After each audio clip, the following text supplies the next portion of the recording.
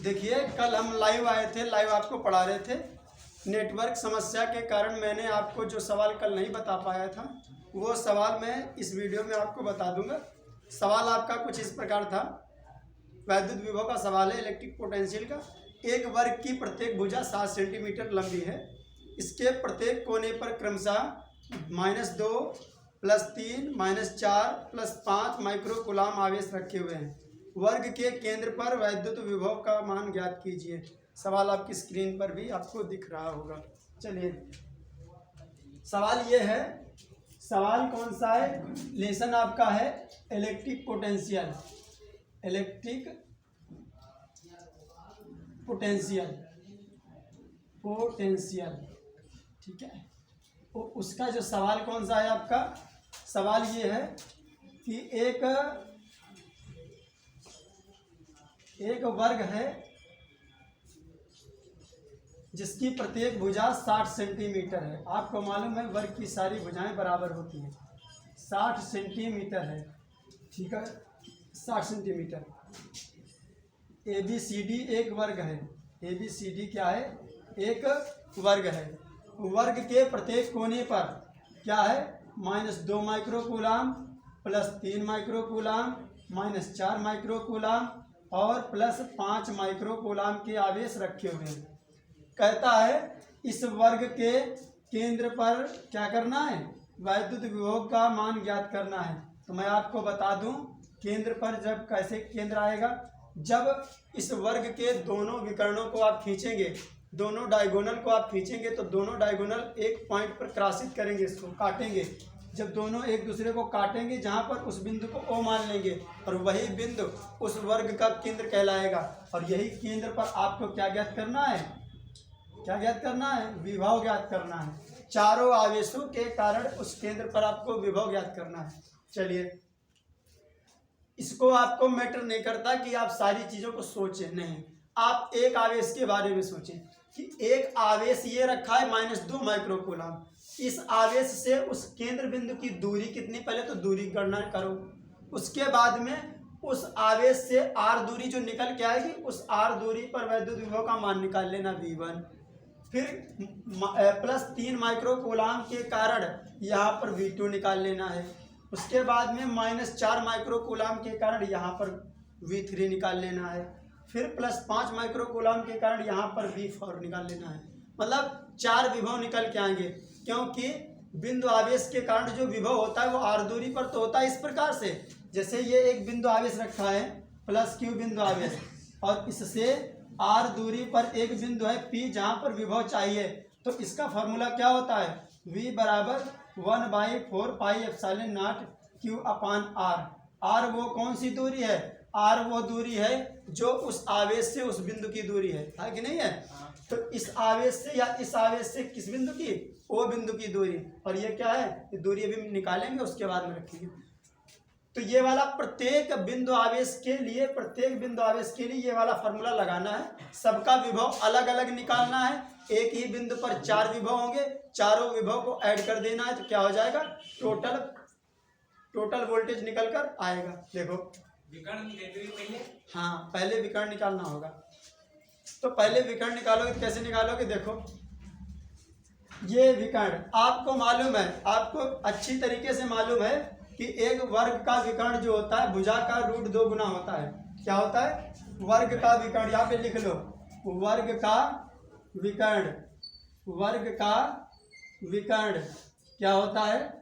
क्योंकि हमें मालूम है जब तक ये हम विकर्ण नहीं निकालेंगे तब तक इसका आधा करके दूरी कैसे निकालेंगे? ठीक है, तो लिख लो वर्ग का विकर्ण बराबर √2 गुणे भुजा। √2 गुणे भुजा। भुजा है 60 सेंटीमीटर, ठीक है। उसके बाद में क्या है? उसके बाद में आपको ये लिखना है कि एक वर्ग के दोनों विकर्ण एक दूसरे को बराबर दूरी पर काटते हैं। ये बात आप मैथमेटिक्स में हाई स्कूल में अच्छी तरीके से पढ़े। क्या है? वर्ग के विकर्ण एक दूसरे को थोड़ी मैथमेटिक्स यहाँ पे लग रही है, एक दूसरे को बराबर दूरी पर काटते हैं। बराबर दूरी पर काटते हैं। और काटने वाला बिंदु कौन सा है? काटने वाला बिंदु है वो केंद्र बिंदु ओ पर काटते हैं। अब सुनो हमारी बात, पहले हम विकर्ण निकाल लें, ठीक है, और उसके बाद में बराबर दूरी पर काटेंगे। तो हम अगर लिखेंगे तो क्या लिखेंगे? AO बराबर AC का आधा है, ये तो लिखेंगे AO बराबर AC का आधा, और AO बराबर OB होगा, OB बराबर OC होगा, OC बराबर OD होगा। क्यों?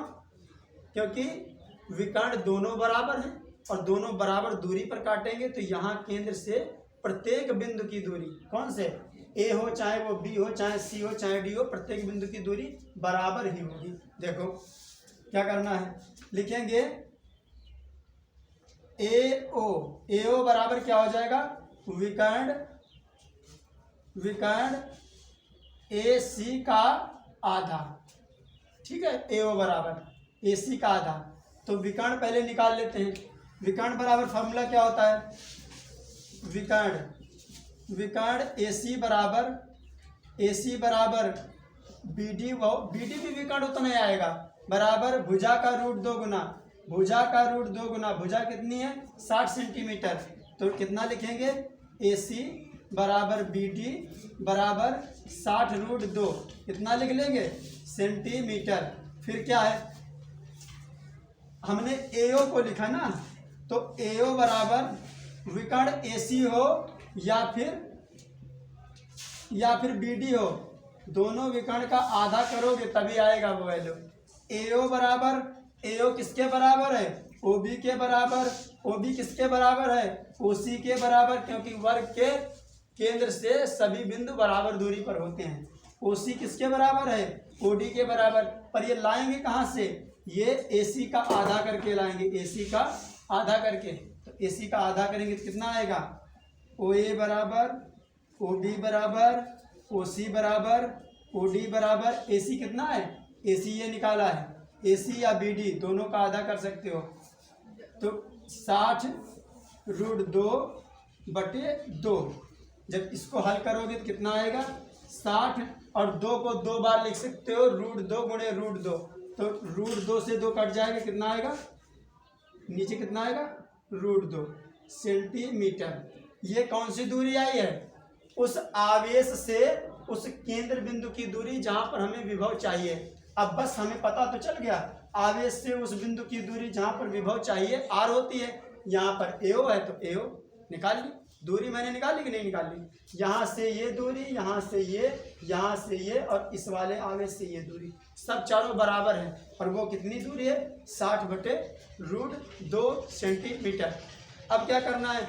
अब पहले लिखेंगे -2 माइक्रो कूलाम के कारण O पर विभव बराबर V1। लिखो माइनस, ये दिख रहा है यहाँ पे, हाँ देखो, -2 माइक्रो कूलाम आवेश के कारण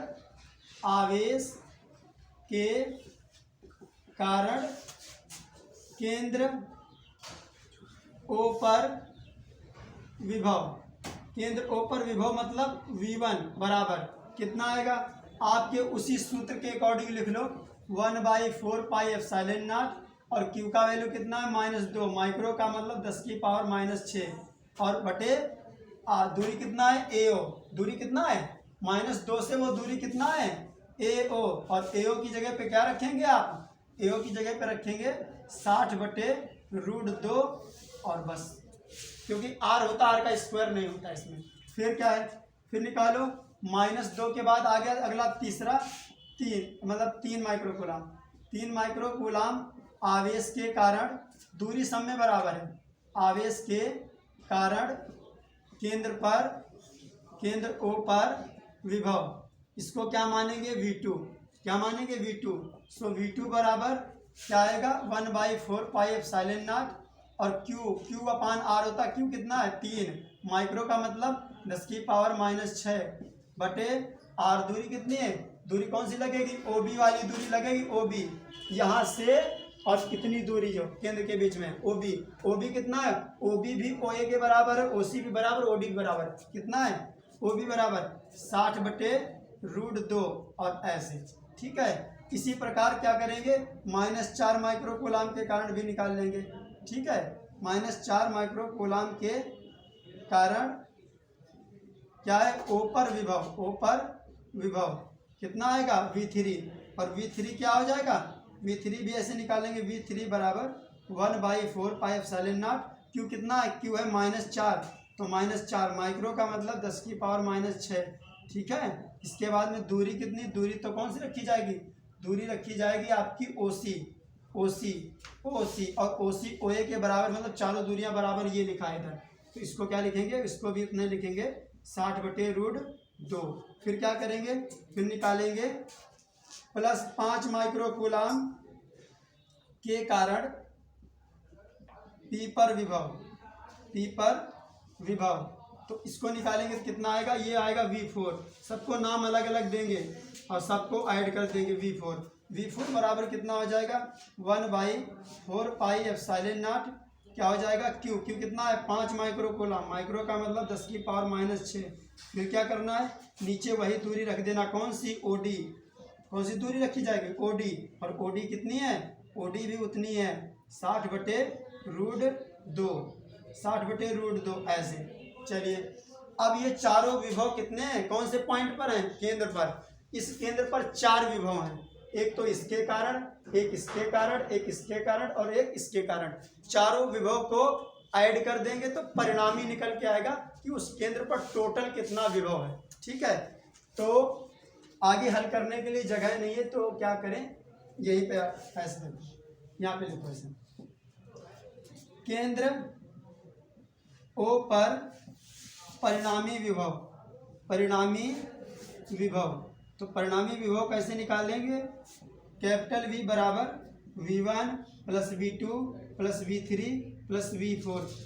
जगह कम है इसलिए क्या करेंगे, इन V2 V3 V4 को जब जोड़ेंगे तो इसमें से 1/4 पाई एप्सिलॉन नॉट दोनों में कॉमन मिलेगा। और एक और चीज़ है, सभी में क्या है, 60/√2 60/√2 और 60/√2 ये भी कॉमन में मिल जाएगा।